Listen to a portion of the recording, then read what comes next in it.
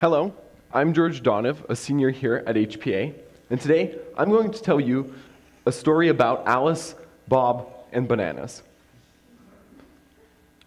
Alice and Bob are sitting at a lunch table. Alice has one banana, and she wants to give it to Bob. So, Alice gives Bob the banana. She places it in his hand and gives it to him. Alice now has 0 bananas, and Bob has 1. We saw what happened. It was a physical transaction. Alice and Bob really didn't need a friend or a witness to prove that the transaction happened. They both knew the transaction occurred, so their friend could be chatting away happily with someone else. The transaction just occurred is what we know to be a very standard transaction for centuries, a personal barter. Someone gives something to another person and they are both happy. Alice can't give more bananas than she has because there are no more in her possession. Bob can't receive more than 1 banana because Alice has no more to give. Bob can even give his banana to someone else if he chooses to do so. But in this case, no matter what happens, there is only 1 banana. And in our world, Alice and Bob would use the dollar to make the physical transaction. So, if Alice wanted to give Bob $1, she would use something that has a trustable ledger. A ledger is a large collection of data in which transactions and balances of dollars, or perhaps bananas, are recorded for both Alice and Bob. This transaction would be recorded in a ledger that some institution controls. In this way, if Alice and Bob trust whomever controls the institution, they know their transactions will be verifiable. Even if Alice isn't at the lunch table and doesn't know Bob, she will be certain that the transaction will be recorded in the ledger. And so, Alice will no longer have the dollar, and now Bob will. What if the dollar, or should I say banana, was virtual? So, Alice wants to give Bob a virtual banana. So, Alice sends Bob her virtual banana. Well, okay, Alice, how did you send it?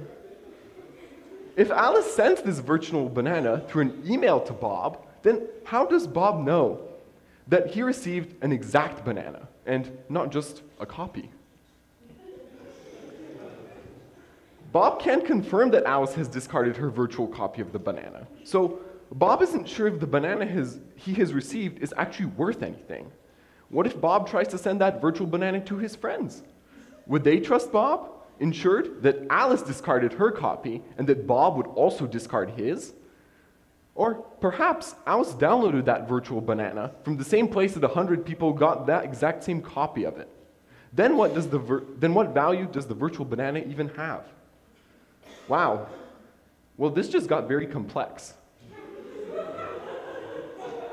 Looks like a virtual transaction is nothing like a physical transaction.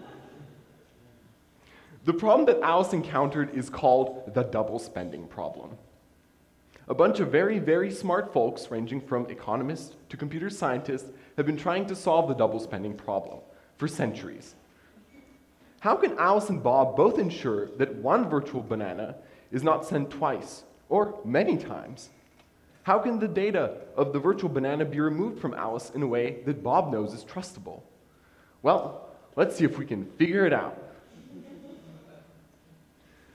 If Alice and Bob use some sort of digital ledger, much like a physical one, well, then haven't we solved the problem? Now, Alice and Bob can transact bananas virtually, as much as they like. Whomever controls the ledger would be in full control, and of also everyone using it. Or also, any transactions coming in and out of the ledger would also have to trust the controller. Well, that's just great. There are some problems with this solution. What if the controller of that ledger just made more bananas? Or perhaps gave bananas to someone without a proof of transaction? That doesn't sound like someone that Alice or Bob would trust in the first place. Just knowing that the person controlling the ledger would be able to do that to the data. What if the person controlling the ledger no longer wants to control it or just simply goes out of business? And poor Alice. This entire process is so complicated. What if Alice just wants to give Bob a virtual banana the normal way? Can Alice and Bob replicate the lunch table transaction in the same way virtually? Okay, well, here's an idea. What if we gave this ledger to both Alice and Bob? What if we gave this ledger to everyone? What if everyone had a virtual copy of this ledger on their computer, and they all kept track of all the transactions? This ledger would have to contain all transactions of bananas that have ever occurred. Alice or Bob, or any other person, wouldn't be able to cheat the ledger, since it wouldn't agree with everyone else in the system. And this ledger would be very difficult to destroy, especially if it became huge with many people using it. If this ledger system had a defined set of rules from the beginning, everyone transacting within the ledger can know how virtual bananas are transacted. If everyone within the ledger agrees to these set of rules, then everyone has trust of all transactions of all virtual bananas. And so, there is not one person that has full control over this virtual ledger. Alice, Bob, and all other people use consensus through algorithms to confirm that transactions are legitimate. This ledger is decentralized. You too could transact virtual bananas with Alice and Bob in the ledger network and make sure that yours and everyone else's transactions are legitimate. What if... Wait a second, haven't we solved the problem? And oh, that solution exists right now.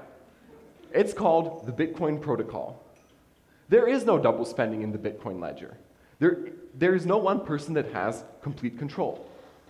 Everyone knows the rules of the ledgers, and transactions are completely transparent.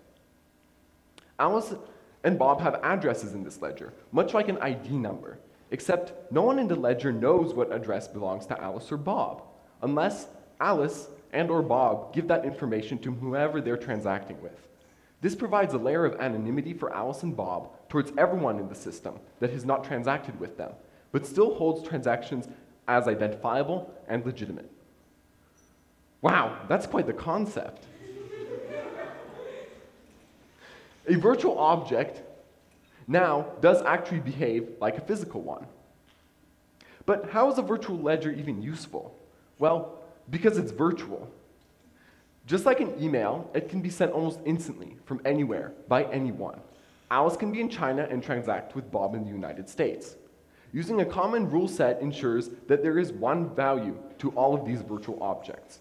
And because everyone agrees to that value when using the system, it is in their best interest to pitch in and set their computer to help confirm transactions. So the network can grow while still being as trustable as before. The more confirmations per transaction, the more trust, the better. Because this network is virtual, Alice can put something else than a banana as a transaction. She could transact many different types of objects, like apples or oranges, or perhaps stocks, contracts, or a confirmation certificate. If everyone agrees on these relationships of how all these objects are presented within the network, then anything can be represented as a transaction. Okay, fantastic. There's a functional and active solution to the double spending problem. The solution is indeed so fantastic that it allows people from all over the world to have any transactions with anyone, using a fully common denomination of value, a Bitcoin. There is no more currency value disparity. Bitcoin is fundamentally a way of transacting data, all within a virtual ledger, working through a consensus network. And now, you know more about Bitcoin than most. Thank you.